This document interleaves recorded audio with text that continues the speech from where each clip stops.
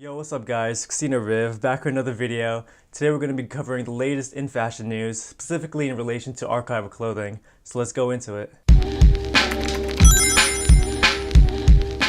Before we begin, I'd just like to thank everybody that's been watching my videos so far. I'm going to keep trying to make great content and make the videos better than before, and it really means a lot, guys, so I hope you enjoy this one. I'd also like to thank Owen Hyatt.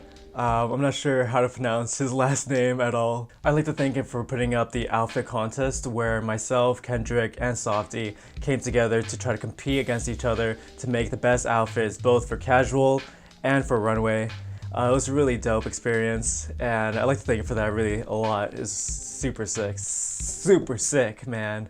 Super sick! I'll make sure to put a link below in the description so you guys can check it out later. It's a really dope video. Alright, I'm gonna stop praying right now and let's go straight into it. So the first piece of news that I want to talk to you guys about is the recent release of Takahiro Miyashita TheSoloist Emergency Poncho.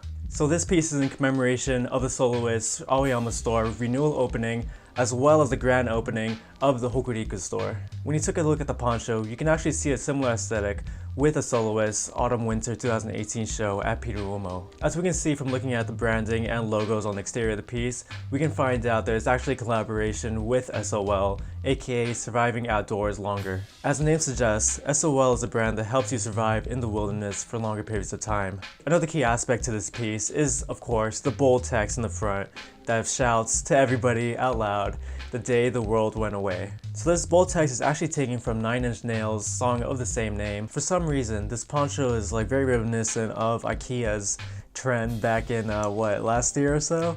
You guys remember that. It was fucking weird, man. And what I mean by this is the sense that Takahiro Miyashita used this fabric that's very unusual and almost quite simple in its nature, and he repurposed it in a way that makes it very, very unique and almost avant-garde in essence. But yeah, this is probably one of the cooler releases that I've seen in the past few weeks or so. Let me know what you guys think about that in the comments below. Alright guys, now we're going to be talking about probably one of the most hyped collaborations of the years thus far, the Undercover Nike React Element 87s. So this pair was actually first seen from Undercover's Autumn-Winter 2018 runway show, We Are Infinite, that was shown earlier this year. As you may or may not know, Undercover and Nike have been collaborating in the recent years under the name Gyakuso. Once you've been accustomed to the products of Gyakuso, you can see Gyakuso's influence directly through the color schemes and the overall aesthetic of the 87s. So one of the more noticeable features of this pair are the translucent uppers, which were arguably made popular by the Comme des Garçons Nike collab of the Air Force Ones released in 2017 with the transparent PVCs. We also have the Undercover and Nike logos placed on the side of the shoes for maximum flexing. So the pair is going to be released in 4 different colorways, each vibrant in their own respect, and also carry along with them their own type of personality. And although I've heard from a ton of people that say that they actually prefer the original colorways from the runway show in comparison to the actual colorways of the official release, I actually think that the colorways for the official release are not too bad. They're actually executed at a similar level, and I don't know, I think they carry their own personality with them. But that's just my opinion. I actually want to ask you guys, what is your favorite colorway of the sneaker? What do you think about the sneaker in general? Do you think it's overhyped? Do you think it's actually well worth the commemoration from other people? Please let me know in the comments below. I'd like to know.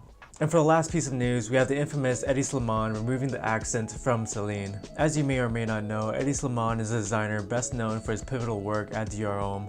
Hedi's fixation on skinnier and slimmer silhouettes translated through Dior, forever created a new wave of men's fashion tastes at large.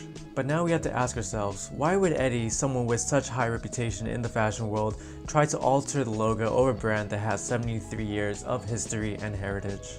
I actually forgot to talk to you guys about a very small fact. Hedi is actually the person responsible for changing the names Dior Menswear and Yves Saint Laurent to Dior Homme and Saint Laurent respectively. And although that many believe that Hedi actually created an entirely new logo for Celine, he actually based the new logo off from the old version of Celine's logo from the 1960s. This logo makes us look at the brand in a more modern and minimalistic way, and makes us wonder what exactly Hedi has in store for us in the future.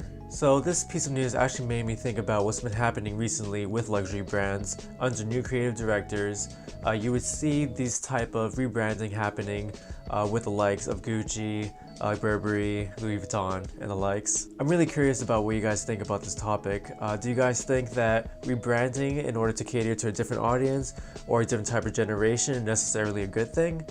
Do you think that it tarnishes the history of the brand in question? Let me know in the comments below. It'll be great to start a discussion with you guys. Thank you guys so much for watching this video. It really means a lot to me. Be sure to give this video a thumbs up, and as always, I'm going to be putting links related to the news in the description below. I also want to give a huge shout out to my homie Delore Benzo. He helped me a lot for researching Hedi and Celine. And to be completely honest, the information that he sent me, it could be used for an entirely different video. But yeah, man, I just want to say thank you, man. Like, I really appreciate it. Like, fuck yes. Fucking sick! So I know I already asked you guys a ton of questions throughout this video, but I would love to know what you guys think. Please let me know in the comments below. It'll be great to start a discussion with you guys. And if you have any suggestions for future videos or future topics, please let me know. It'll be great to have your input, and we'll see where we can go from here. Make sure to subscribe for more content involving archival fashion and fashion at large. And don't forget to follow me on Instagram at CasinoRiv for new updates and archival releases. This is CasinoRiv, and I'll see you guys next time. Peace.